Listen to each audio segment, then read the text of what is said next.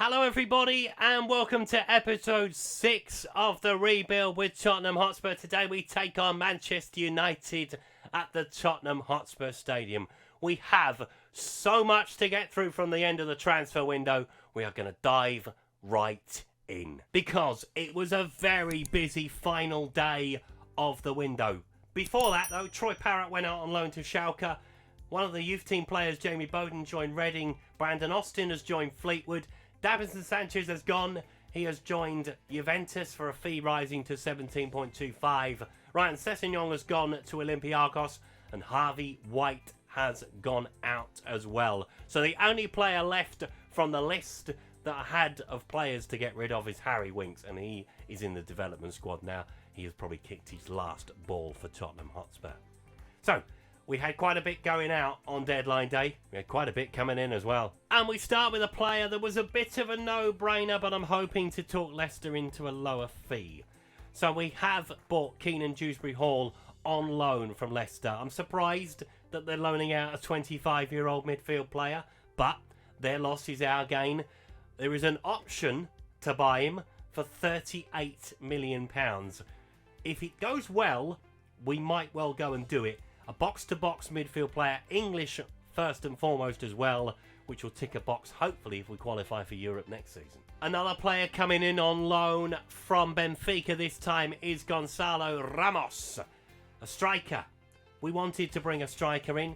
I was looking at Ivan Toney, but the fee wasn't really there for Brentford, to be brutally honest. And he's a younger player, and the board are very happy about that. There is an option to buy him for £28 million at the end. Again, it's another one that we'll go into it and we'll see what we can do. Looking forward to seeing what he can do on the whole, though. He looks like a really good player. Now, we were looking for a wide player all summer long, and we decided to go back to one that was already here. Arnold Danjuma has joined us from Villarreal on loan for this season as well, with an option to buy this time for £10 million. It looks great on paper. Haven't seen enough of him in real life on loan, sadly, for our nonce, but hopefully we will see more of him. We finally managed to sort out the goalkeeping position. Huracan Kari has joined us from Trabzonspor for a fee of £9 million. He's initially on loan. We will buy him at the end of it. We may well go out and buy a better goalkeeper next summer, but he's a 3-star goalkeeper, so he's better than what we have. He will be the first choice this season.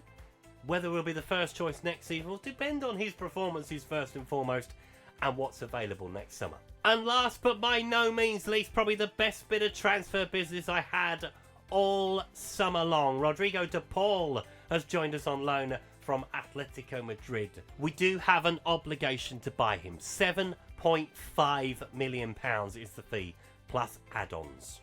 It's a bargain. An absolute bargain. I would go as far as to say it's the best bargain I have ever had on Football Manager. If it works out, he looks like a great player on paper.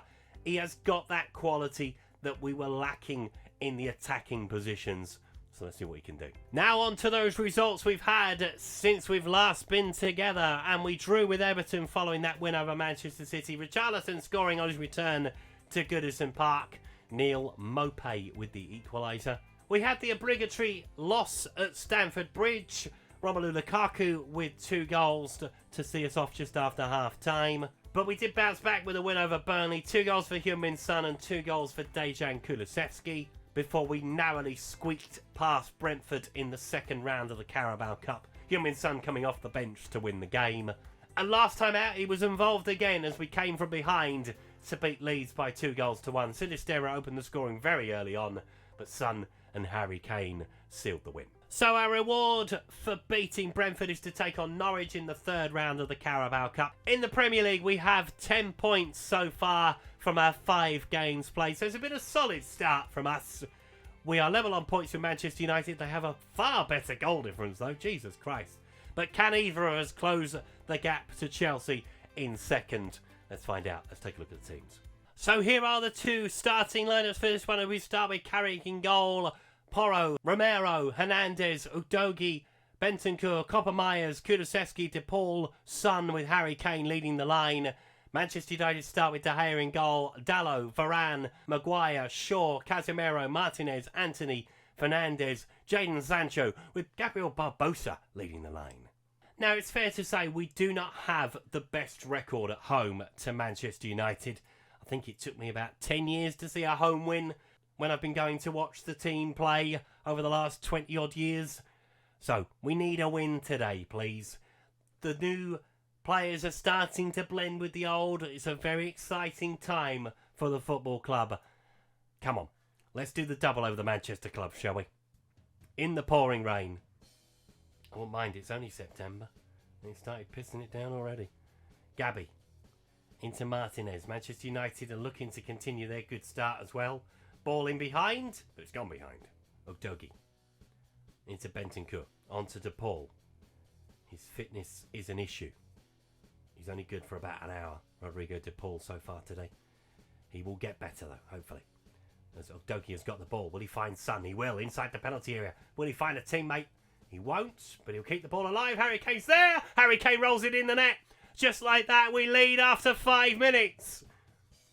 It's never a good sign, though, when we take an early lead against Manchester United. Jermaine Defoe did it all those years ago, but we lead early doors. Manchester United do not clear the ball in the way that they should. Varane wins the ball back and then gives it straight back to Sonny, and you cannot do that with Harry Kane near enough on the goal line. Free kick. Copper Myers with it. Ball towards the back post looking for Kulusevski. Wide of the goal. In fairness, he's had a good start to the season, Dejan Kulusevski. 4 assists so far this season. Lino was putting in a bit of pace there, wasn't he? Jesus Christ. Romero. On to Copper Myers. Space to run into. Will he pick out a teammate? He will go for a shot from distance. It's well over the bar. It's ambitious. Porro with the throw. Plays it in towards Son at the far post. Varane heads it away. Does his job this time. Romero keeps it alive. Plays it on to Copper Myers. Tries to go for a shot. This time it's blocked behind for a corner. Varane with the free kick. Going long down the field. Anthony doesn't win the header. Headed down though. Son. Copper Myers into Hernandez. Ogdogi. But we're starting to win the midfield battle, I think. As Manchester United take it away from Son. Varane. Just got to keep working in the centre of the park. Martinez playing in midfield. Interesting decision putting Harry Maguire in the team. Although he's a lot better on Football Manager than he is in real life.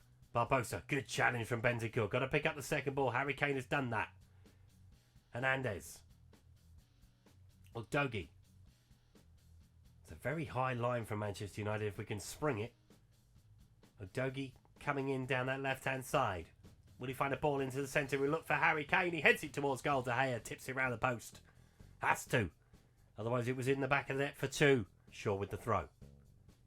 Martinez into Casemiro. Son trying to make the challenge. Casemiro comes away with the ball though. Gets the shot away. Good block from Rodrigo Bentancur. Maguire. Coming up to half time. Manchester United have not really laid a glove on us so far. Porro. Plays it on to Kulusevski. Can we add a second one before half-time? Harry Kane is in behind. He's in behind the defence. He has nodded it beyond De Gea. He's going to get a second opportunity, is he? He's had to go wide. Ogdogi with the ball towards the back post looking for Kulusevski. He nods it down. Martinez gets it clear. Manchester United scramble that clear. We should have had a second. As we go in 1-0 up at half-time. We have been the better side. By far the better side. We've got to ram home this advantage in the second half. Controlling possession. Absolutely. Let's go. Come on. Erik ten Hag will have not been happy. So Manchester United will get better. I have no doubt about that. Plays it on to Ogdogi. Van Veekel has just scored for Burnley, by the way. Gabriel Barbosa. No goal so far. Throw in. Deep inside our territory. Shaw with the ball. Sends it low. And Barbosa. There we go. Has equalised. I knew I shouldn't have antagonised them there. 10th goal of the season. Already? I mean, they have got a plus 17 goal difference, Manchester United. They've battered somebody. And it's 1-1 here. Right after half-time, I said they would react, and they have. DePaul. Oh, he's lost out to Martinez. Got to get back. Barbosa trying to get a shot away. No, he finds Jadon Sancho instead, but he has put it wide. Should have scored. On to Martinez. They're starting to move on to us, Manchester United. Look how deep we are. We're supposed to be playing the high block, not the mid block or the low block. Shaw has got it. Kulusevski, got to get out there, son. Help him. He tries to play the ball into the centre. He's already played one ball in. As Martinez finds Bruno Fernandes, the ball comes away with it. Will he find a teammate? Kulusevski's made the run on the right. Son's on the left. Koppermeyer's down the centre. 5 in the attack. Finds Heung-min Son, but he's not made the run. Dalot whacks it out of play. Right, let's have a look at a couple of substitutions. Kulusevski, I've bigged him up, and he's not performing so far today. So it's going to be Nico Williams to come on for him. And we're going to bring on Keenan Dewsbury-Hall in midfield as well, just to freshen things up a little bit. On to Romero. Dewsbury-Hall tries to play it through. Kane goes for the shot from distance, but puts it wide. Ambitious, but he's capable. Going to be a free kick. Pedro Porro to take it. Not had a great game so far today, and it's a good save from the keeper. And that is going to be to Paul to come off, and we're going to bring Ramos on to replace him. And see what Gonzalo Ramos can do.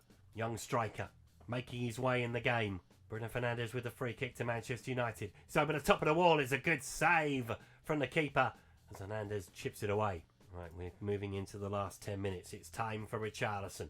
And he's going to come on for Heung-min Son. And we're going to make another change in midfield as well. And we're going to bring Irby on. Whereas Manchester United have had the better of the second half, we had the better of the first half. So the draw would probably be right. So we go into 5 minutes of added time. And we are racing through it. It's going to end as a stalemate, I think. 1-1 is probably the right result, as I just said. We didn't do enough in the second half. Manchester United came on strong. And the draw is the result in the end. So that result keeps us in 5th place. We move 4 points behind Chelsea in second. But it's very early days. It's starting to take shape a little bit more. Watford have picked up a huge result at the Etihad. What all with Man City.